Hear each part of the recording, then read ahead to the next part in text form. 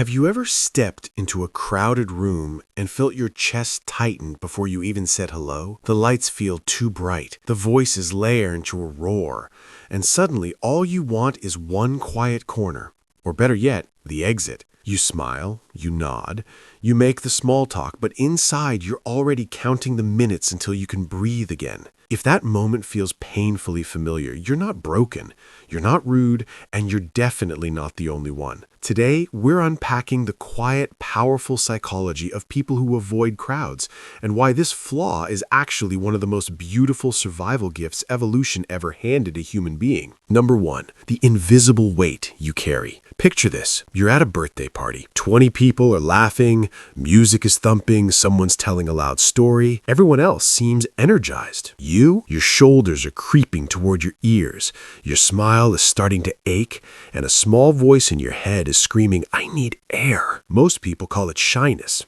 but it's not. It's your nervous system doing exactly what it was wired to do, protecting a brain that processes the world at a higher resolution than average. You notice the micro-expressions, the subtle shifts in tone, the way the guy in the corner is pretending to enjoy himself while his foot taps anxiously.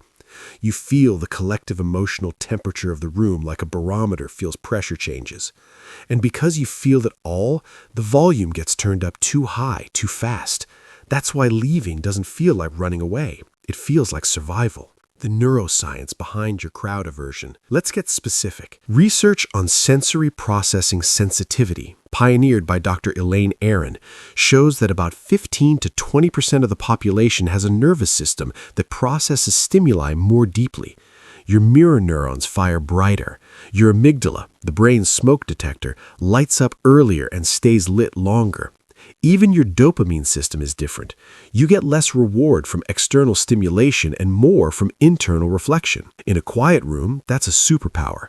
In a crowd, it's overload. Add in the fact that many of us who avoid crowds also score high on introversion and often a history of being the sensitive kid in a loud family or chaotic school. Your brain learned early that safety equals fewer people. It wasn't a choice. It was conditioning plus biology. So when you say, "I don't like crowds," you're not being dramatic. You're speaking the language of a finely tuned instrument that simply can't play at stadium volume without strings snapping. What this looks like in real life. Let me paint a few pictures you'll probably recognize. You're at the grocery store on a Saturday. Carts clanging, kids crying, announcements blaring.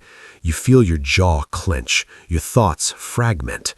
You grab the 3 items you need and practically power walk to the self-checkout because the idea of waiting in line while someone chats about the weather feels unbearable.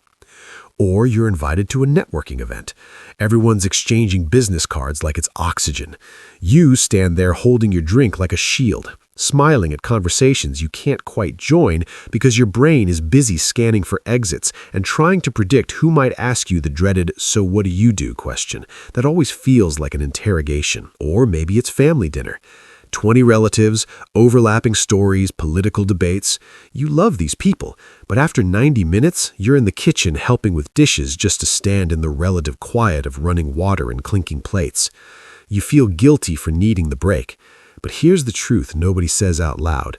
Needing the break doesn't mean you love them less. It means your love is so deep it requires oxygen to stay alive. The hidden superpower you carry. Here's where the story flips from burden to gift. Because you avoid crowds, you've developed something rare, deep presence.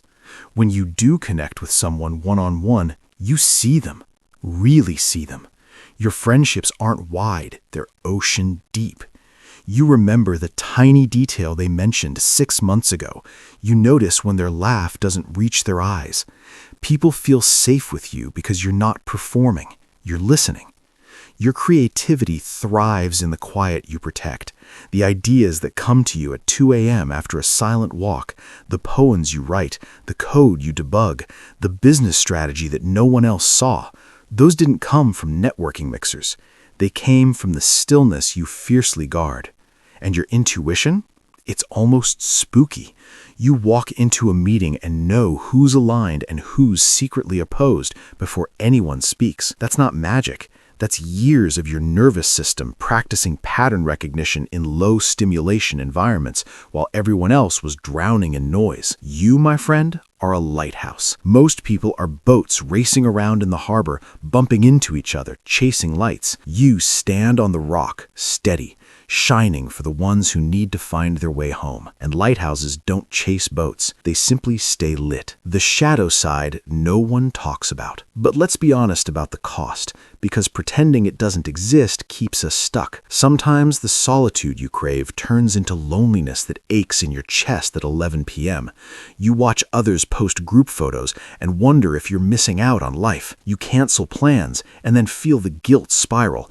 Am I becoming a hermit? Will I end up alone? There's also the misunderstanding. People call you aloof, stuck up, boring, even depressed, when the truth is you're just overstimulated and protecting your peace. Every time someone says you should get out more, it lands like a tiny paper cut. Over years, those cuts can make you doubt your own wiring. And the biggest shadow? The fear that your sensitivity makes you weak, that in a loud, fast, extroverted world, the quiet ones get left behind. That fear can keep you shrinking, saying yes when every cell is screaming no, and then resenting yourself afterward. Why society gets it wrong. Society was built for the majority, roughly 60 to 70% extroverted or ambiverted. Our schools reward the hand raisers. Our workplaces reward the networkers. Our media celebrates the loudest voices. So when you step back, the world doesn't see wisdom, it sees withdrawal. But history tells a different story. Einstein preferred long solitary walks.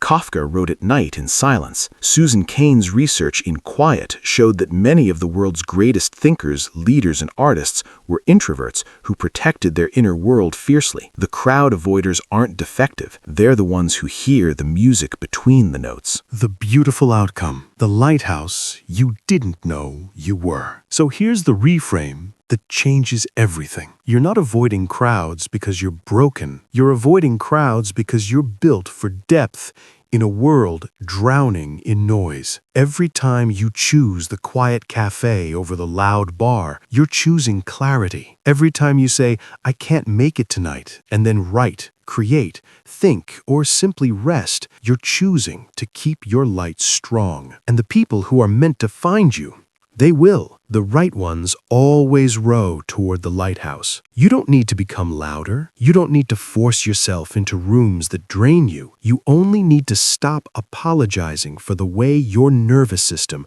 was perfectly designed. You are the still water that reflects the stars. You are the deep forest where ancient trees grow in silence. You are the quiet that lets truth rise to the surface. And the world, loud as it is, desperately needs more of exactly what you are. So the next time someone asks why you left the party early, you can smile and say, I just needed to go home and turn my light back on. Because that's what lighthouses do. They don't chase the ships. They simply stay lit for the ones who need them. And you, my quiet, beautiful friend, you are already lit. Now I want to hear from you. In the comments, tell me, what's one situation where crowds drain you the most, and what small ritual helps you recharge afterward? Your story might be the exact words someone else needs to hear today. If this video helped you feel seen, please hit that like button. It really helps these messages reach more quiet souls like us. And if you're not already, subscribe and turn on notifications. Every week, we explore the hidden strengths of deep thinkers, sensitive hearts, and beautiful introverts who are quietly changing the world. Next week, we're diving into if you love solitude, you might have rare gifts. You won't want to miss it. Until then, protect your peace, trust your wiring, and keep shining exactly as you are. I'll see you in the next one. Take care.